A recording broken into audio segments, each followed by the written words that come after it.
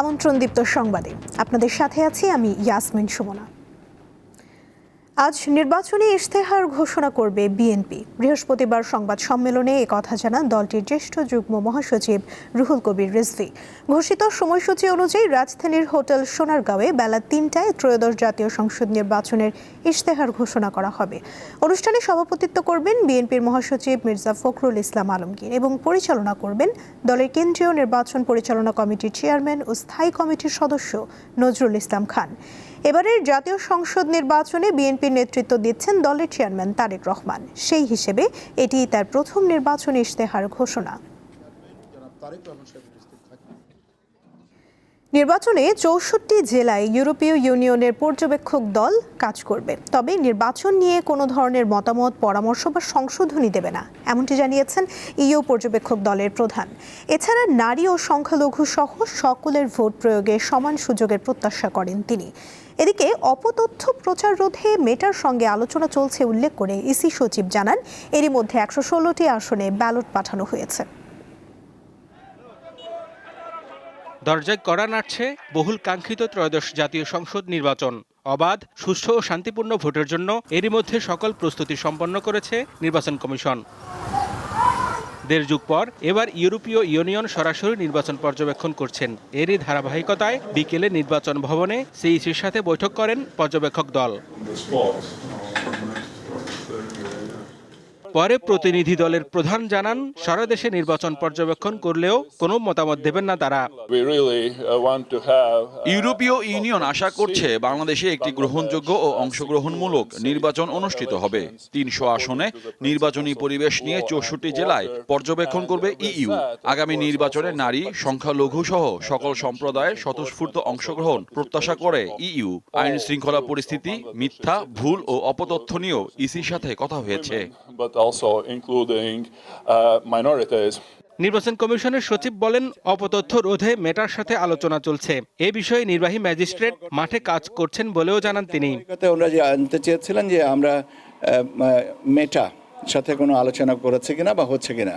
তো আমরা হ্যাঁ, আমরা মেটার সাথে আলোচনা করেছি এবং আমরা কথা বলছি এবং দেখি, আমরা আশা করি যে মেটা আমাদের এই ব্যাপারে সহযোগিতা করবে। তিনি আরো জানান, এখন পর্যন্ত ১১৬টি আসনে ব্যালট পাঠানো হয়েছে। আগামী ৭ তারিখের ভিতরে ইনশাআল্লাহ বাকি ব্যালটগুলো পৌঁছে দিতে পারবো। হেদায়েতুল্লাহ সীমান্ত, দীপ্ত সংবাদ, ঢাকা। ত্রয়োদশ সংসদ নির্বাচন ঘিরে সারা দেশে জমজমাট প্রচারণা চলছে। বিশেষ করে সাপ্তাহিক ছুটির দিনে ভোটারদের দাঁড়ে দাঁড়ে যাচ্ছেন প্রতিদ্বন্দ্বী প্রার্থীরা, করছেন সভা সমাবেশ। নির্বাচনী প্রচারের বিষয়ে জানাতে সাভার থেকে যুক্ত আছেন সহকর্মী এম এ হালিম। হালিম, সাভারের নির্বাচনী পরিবেশ কেমন দেখছেন, আর ভোটে অংশ নেওয়ার রাজনৈতিক দলগুলো কি বলছে?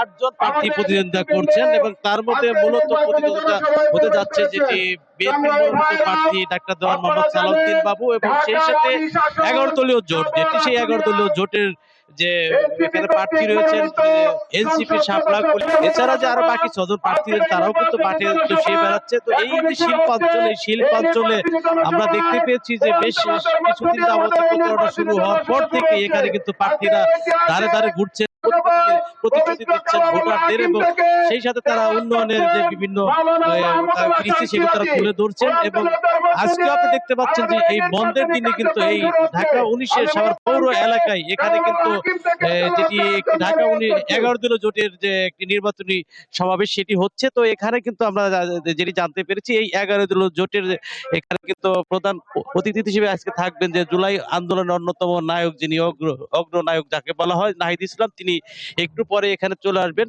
সেই প্রোগ্রামে কিন্তু আমরা দেখতে পাচ্ছি যে এখানে সেই প্রচারণা শুরু হয়েছে এবং এছাড়া যিনি বিএনপি মনোনীত প্রার্থী তিনিও কিন্তু বিভিন্ন দ্বারে দ্বারে প্রচারণা চালিয়ে যাচ্ছেন। এবং শিল্পাঞ্চলে একটি যে বিষয়টি সেটি হচ্ছে যে এখানে যে শ্রমিকদের নিয়ে যে বিভিন্ন সমস্যাগুলো রয়েছে সেগুলো কিন্তু এখানে যারা প্রার্থীরা রয়েছে তারা তাদেরকে বিভিন্ন প্রতিশ্রুতি দিয়ে যাচ্ছেন। সব মিলে আমরা দেখতে পাচ্ছি যে নির্বাচন যতটা ঘনিয়ে আসছে ততই কিন্তু এখানে উত্তেজনা আমেজ বেড়ে চলছে। এবং এখানে আমরা দেখতে পেয়েছি এখন পর্যন্ত এই দুই প্রার্থী রয়েছে তাদের মধ্যে কিন্তু সেই সহাবস্থানটি এখনো রয়েছে, এখনো আমরা পর্যন্ত কোনো বিশৃঙ্খল অবস্থা দেখতে পাইনি। এবং এছাড়া আপনি জানেন যে আর মাত্র কয়েকদিনই কিন্তু বাকি আছে প্রচারণা এবং সেই লক্ষ্যে কিন্তু এখন শেষ মুহূর্তে যে সেই কিন্তু উভয় দলই নিচ্ছেন। সব মিলে আমরা এই যে ঢাকার যে একেবারেই কাছে যেটি ঢাকা ১৯ আসন, সেই আসনে কিন্তু আমরা দেখতে পাচ্ছি যে প্রচার প্রচারণা এখন প্রার্থীরা ব্যস্ত সময় পার করছেন।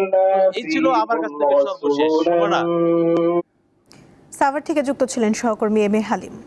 হবিগঞ্জের 4টি আসনে নির্বাচনের উত্তাপ ছড়ালেও চা বাগান ও সীমান্তবর্তী এলাকায় নেই ভোটের আমেজ।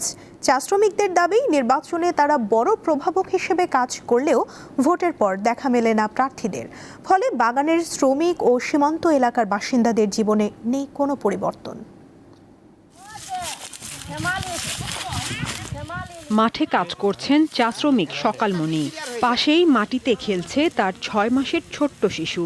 এই দৃশ্য হবিগঞ্জ 4 আসনের চুনারুঘাট উপজেলার চণ্ডীছড়া চা বাগানের। অভিযোগ আছে, নির্বাচনে এসব শ্রমিকের ভোটে প্রার্থীরা বিজয়ী হলেও তাদের নিয়ে ভাবনা নেই কারো। ফলে তাদের জীবনে নেই কোনো পরিবর্তন।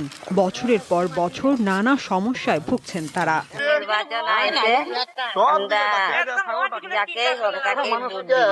আমরা যাতে ভালো মতো চলি।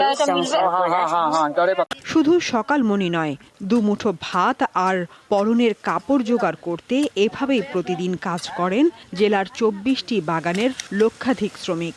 তাদের দাবি, প্রতিবারই নির্বাচনে নানা প্রতিশ্রুতি পান চা শ্রমিকরা, তবে কাজের কাজ কিছুই হয় না।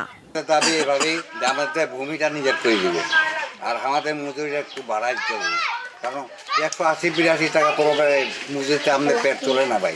একটা প্রাইমারি স্কুল, একটা অ্যাম্বুলেন্স, আর চাকরির ক্ষেত্রে বলা হয়েছিল যারা লেখাপড়া করতে আছে, আমাদের অনেক শিক্ষিত ছেলেরা মেয়েরা আছে, তাদের চাকরি নাই। ওদের মুখখানা ওই সময় দেখতে পারবো যে সময় ওদের ভোট দরকার, এরপর আর কোনোভাবেই তাদের দেখা মেলে না। এই যে পানি, এখনই পানি নেই, সিনাবার পানি নেই, খাবার পানি নেই। একই অবস্থা জেলার 103 কিলোমিটার সীমান্তবর্তী এলাকার বাসিন্দাদের। ভাঙাচোরা মাটির রাস্তায় চলতে হয় তাদের। অবকাঠামোগত উন্নয়ন না থাকায় নানা সমস্যায় তাদের দুর্ভোগ পোহাতে হয় বছরের পর বছর। তাদের অভিযোগ, নির্বাচন এলেই দেখা মিলে প্রার্থীদের, তবে নির্বাচনের পর তাদের আর দেখা যায় না। আমরা কোনো সাহায্য পাই না, আর নির্বাচন হইলে আইন গিয়া ভোট দিতাম গিয়া।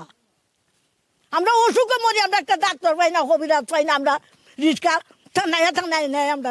রাস্তা করে দিব, এটা করবো এটা করবো, যখন নির্বাচন জায়গা রাস্তাঘাট করা তো দূরের কথা, আমরা তাদের বাসায় যাইতে পারি না। হবিগঞ্জ 4 আসনে মোট ভোটার সংখ্যা 5,52,711 জন। নারী ভোটার 2,47,049 এবং পুরুষ ভোটার 2,78,660 জন। হিজড়া ভোটার 2 জন। তাদের পারিশ্রমিক, তাদের চিকিৎসা, তাদের শিক্ষা, অবকাঠামো উন্নয়ন থেকে শুরু করে সবকিছু স্থায়ী সমস্যাটা দূর করে স্থায়ীভাবেই সমাধান করতে হবে। আমার শেষ জীবনে এবং এই দেশের ক্রান্তি লগ্নে বিএনপির আসন অত্যন্ত প্রয়োজন। আমি বিএনপিকে আসন দেওয়ার জন্য আমি এবার অংশ নিয়েছি।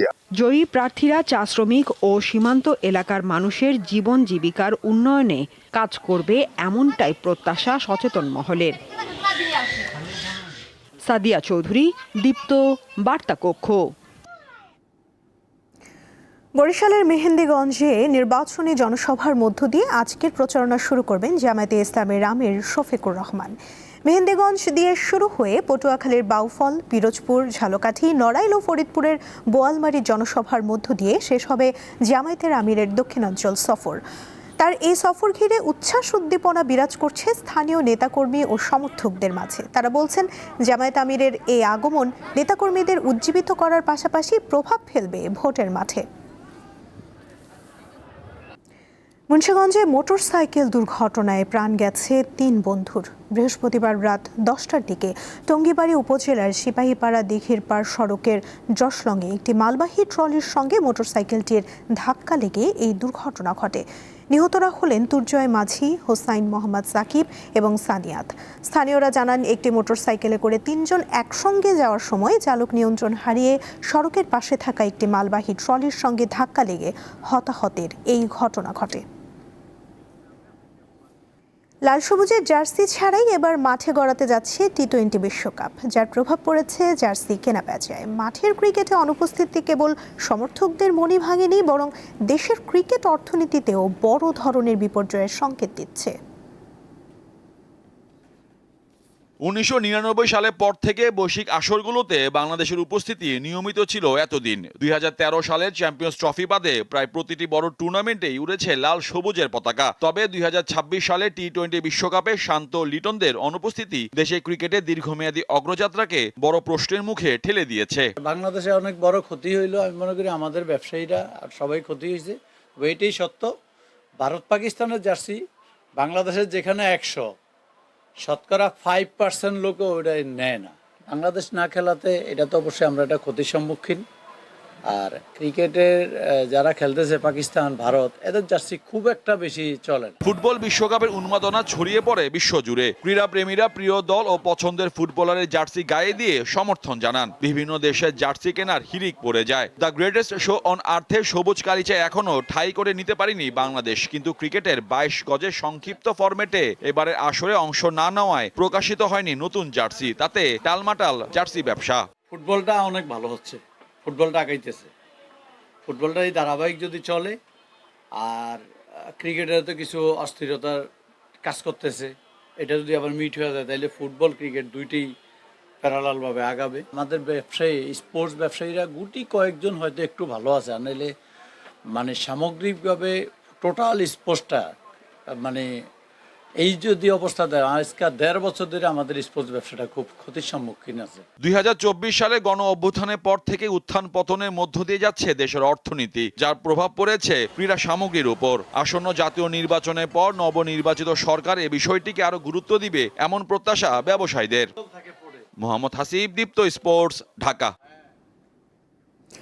লিগ নেই 3 বছর, নেই কোনো জাতীয় কিংবা আন্তর্জাতিক খেলা। লম্বা সময় অলস কাটিয়ে আবারও মাঠে ফিরছে বাংলাদেশ হকি দল। এবারের লক্ষ্য এশিয়ান গেমসের মূল পর্বে জায়গা করে নেওয়া। 3 অভিজ্ঞ সহ 36 সদস্যের প্রাথমিক দল নিয়ে ঢাকা স্টেডিয়ামে কুপার টেস্ট শুরু করেছেন পুষ্কার, শীতল, আমিরুলরা। ঢাকা স্টেডিয়ামের ট্র্যাকে দৌড়ানোর দৃশ্য দেখে যে কেউই ভেবে নেবেন হয়তো মাঠে হাজির হামজা, জামালরা। আসলে তারা বাংলাদেশ হকি দলে খেলোয়াড়। আগামী 19 সেপ্টেম্বর থেকে 4 অক্টোবর জাপানের দুটি শহর আইচি ও নাগোয়াতে অনুষ্ঠিত হবে এশিয়ান গেমসের হকির মূল পর্ব। তার আগে বাছাই উতরাতে ওমানে মাস্কাটে খেলতে যাবে দল। 25 মার্চ শুরু হতে যাওয়া এ বাছাইয়ের আগে 10 দিনের সংক্ষিপ্ত ক্যাম্প শুরু হয়েছে বৃহস্পতিবার। 25 থেকে খেলা হলে 22 থেকে গেলে 24 আওয়ার্সের মধ্যে গিয়ে ওখানে পৌঁছে একটা মাঠের প্র্যাকটিস নিতে হবে আমাদেরকে, এবং চেষ্টা করব যদি কোনো টিম পাই আমরা ওখানে একটা প্র্যাকটিস ম্যাচ খেলার জন্য। দেশে কোনো প্র্যাকটিস ম্যাচ খেলা হবে না, টিম কোথাও বাইরে গিয়েও কোনো প্র্যাকটিস ম্যাচ খেলতে পারবে না, কারণ দুইটা, একটা হলো সময় সংকট, একটা হলো টাকার সংকট। গত ডিসেম্বরে অনূর্ধ্ব 21 হকি বিশ্বকাপ চ্যালেঞ্জার্স চ্যাম্পিয়ন হওয়া দলটির সর্বোচ্চ স্কোরার আমিনুল ইসলামের পাশাপাশি দলে আছেন পুষ্কার, খিশো, মিমো, শীতুল সহ জাতীয় দলের অধিনায়ক রেজাউল করিম বাবুদের মতো অভিজ্ঞরা। তারপরও নিয়মিত লিগ না খেলার আক্ষেপটা পরিষ্কার। 3 বছর হচ্ছে আমাদের লিগ নেই। একটা যদি লিগ না থাকে আমরা প্লেয়াররা কী করবো? বিশেষ করে আমরা যারা বাইরে থাকি, নেভি, আর্মিতে যারা আছে বা বিএসপিতে যারা পড়তেছে, ওটা তো একটা সংস্থার সাথে জড়িত। তো আমরা যারা বাইরে আছি, তো আমাদের তো কোনো আয়ের উৎস না, যেহেতু আমরা এই হকিটাকে পেশা হিসেবে নিচ্ছি। আমরা হচ্ছে লং টাইম কোনো প্রসেসের মধ্যে নাই। দেখেন আমরা এই টুর্নামেন্টে আসতেছে 1.5 মাস বা 2 মাসের মতো আমরা সময় পাচ্ছি।